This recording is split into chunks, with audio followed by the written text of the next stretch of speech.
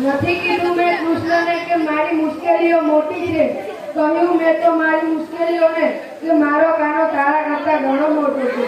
નારદજીએ એકવાર શ્રી કૃષ્ણને પૂછ્યું, પ્રભુ બધા દુઃખી કેમ છે?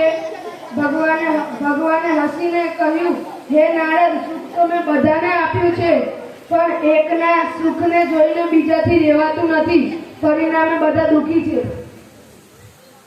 યાદ રાખજો, ખરાબ વ્યક્તિ જો ફક્ત સમજવાથી જ સમજી જતો હોય તો આ વાંસળી વગાડવા વાળો મારો કાનો મહાભારત થવા જ ના દે.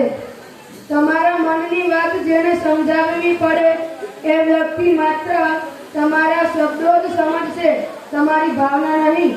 પરિવાર સાથે ધીરજ રાખવી તે પ્રેમ છે, અન્ય વ્યક્તિઓ સાથે ધીરજ રાખવી તે આદર છે, સ્વયં સાથે ધીરજ રાખવી તે આત્મવિશ્વાસ છે અને ઈશ્વર સાથે ધીરજ રાખવી તે શ્રદ્ધા છે. જય શ્રી કૃષ્ણ.